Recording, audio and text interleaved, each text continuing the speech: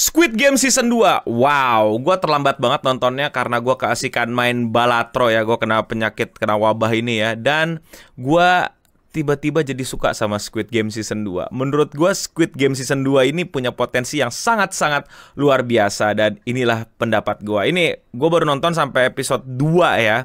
Dan wow, gue gak nyangka mereka bisa memulai season baru dengan style, gaya, dan dunia yang bisa berhasil membawa Squid Game 1 ke level yang lebih upgrade. Kemungkinan besar ini akan jadi kayak The Godfather ya, sequelnya lebih bagus. Tapi apakah demikian?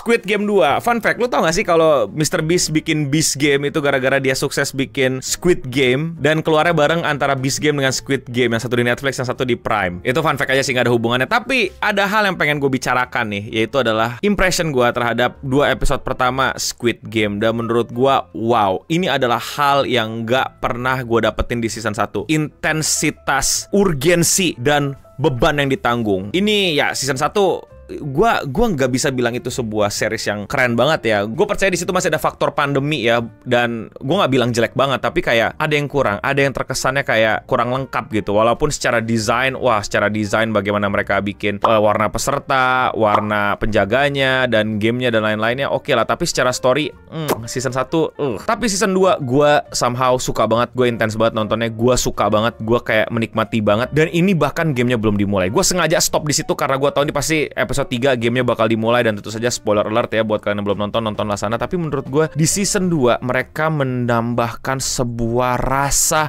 kecemasan, urgensi, dan seberapa penting dan sengit keadaannya di plot-plotnya. Kita lihat bagaimana maaf banget, ini gue menasai banget deh, ini sumimasen banget bahwa gue susah banget ngafalin nama-nama karakter dengan bahasa Korea. Tapi intinya si Son ya kalau nggak salah ya, karakter utamanya itu, dia sampai digambarkan traumanya, digambarkan ketakutannya itu bukan dengan penjelasan. Lu tau gak sih, biasanya tuh kalau misalnya season 2 mau dimulai, biasanya tuh recap, dan recapnya tuh kayak didubbingin gitu. Sudah 3 tahun aku, gitu kan, kayak nggak salah, tapi kadang-kadang kayak kelihatan storytellingnya kurang bisa lebih powerful gitu, yang istilahnya show don't tell. Dan di sini mereka berhasil show don't tell. Gimana kita ngeliatin traumanya, depresinya, PTSD-nya, terus bagaimana dia anxiety-nya, insecurity dia, sampai akhirnya kita masih bertanya-tanya gitu. Ini yang gue suka, kita bertanya-tanya, kok begitu, tapi dijawab pelan-pelan seiring episode, seiring plot berjalan gitu. Kok dia tinggal di hotel, kok dia ngurung dirinya sendiri, apa yang mau dia lakukan, kok tiba-tiba dia bisa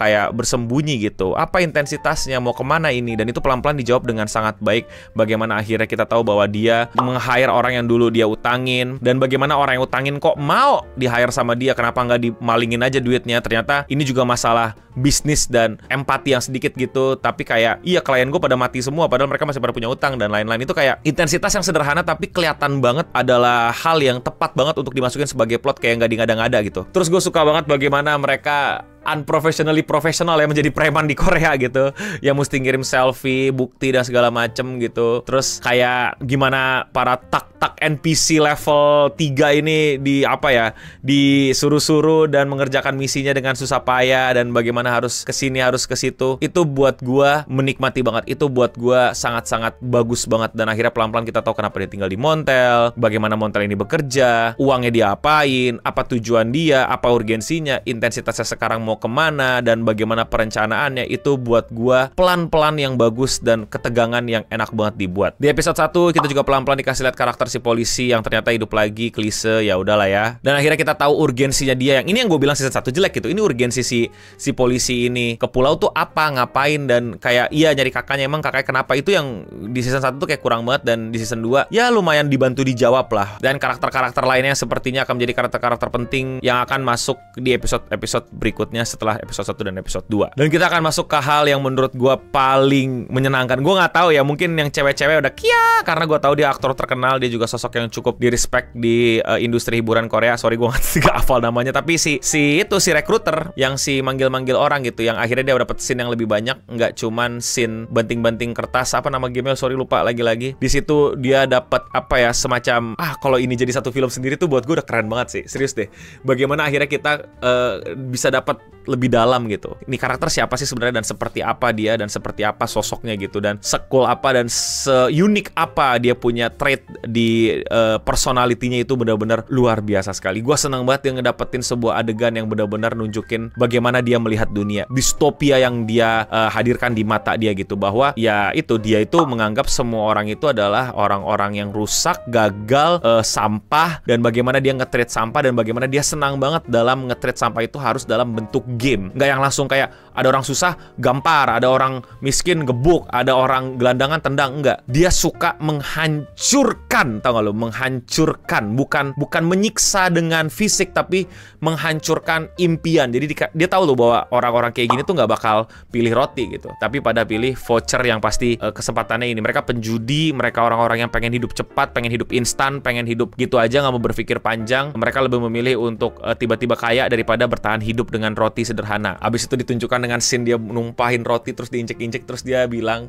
ini salah lo semua gitu, lo semua. Itu bagus banget. Itu kayak simbolisasinya bagaimana karakternya akhirnya nggak cuma jadi pria cool aja gitu. Terus habis itu masuk ke bagaimana dia nangkep si bos preman-preman itu dan akhirnya bikin game ya, Jankenpon -1. Intensitasnya karakter pendukungnya juga dengan gemeterannya, dengan bagaimana dia berakting tentang urgensinya untuk menang dan lain-lain, dan bagaimana mereka mendesain plotnya bahwa dia itu bukan orang yang suka udah mukul aja gitu, enggak, tapi dia tetap balik ke gamenya gitu loh. Bagaimana gue adalah orang yang akan menyiksa lu dengan game, dan yang gue suka dari ini, dan ini nggak dilakuin di season 1, maksud gue mungkin nggak semua, tapi yang gue nggak suka dari season 1 adalah gamenya itu banyak melanggar peraturan dan ya udah gitu. Kayak it's not game anymore, it's just orang berkuasa dan pengen nyiksa orang kecil gitu. It's no fun gitu. Itu menurut gue chaotic evil, nggak enak gitu.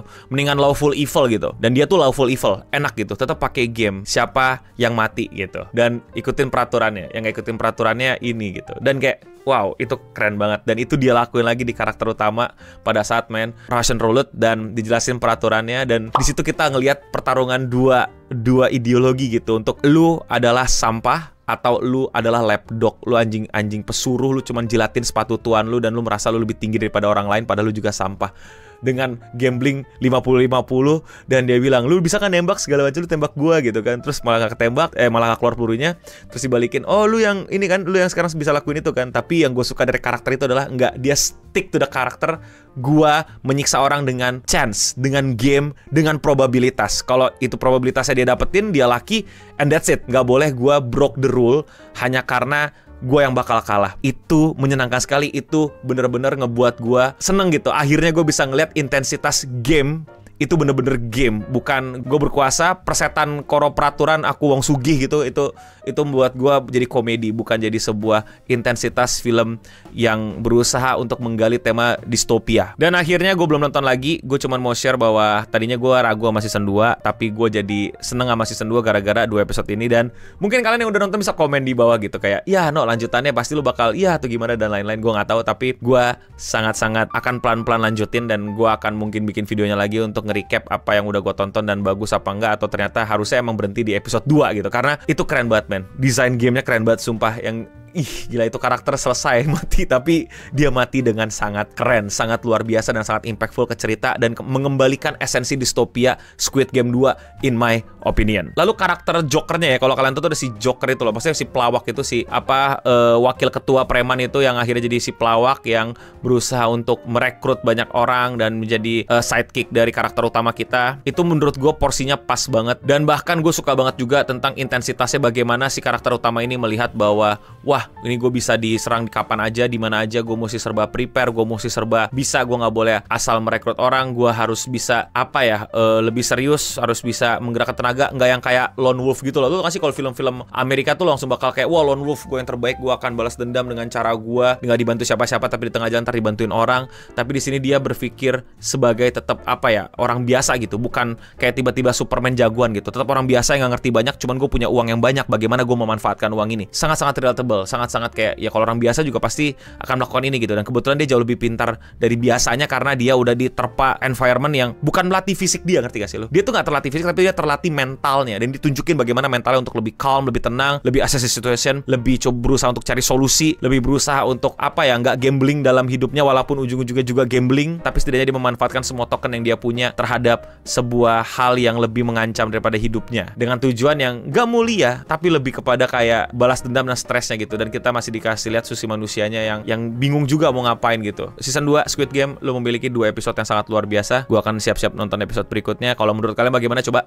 komen di bawah. Kalau kalian suka sama konten pembahasan film kayak gini dan kalian mau support gue, lakuin dengan sesimpel klik tombol subscribe. Dan ya, sekian Radio Singham untuk episode kali ini. Gue udah bening pamit undur diri. Dan untuk kita semua, stay clean and sound.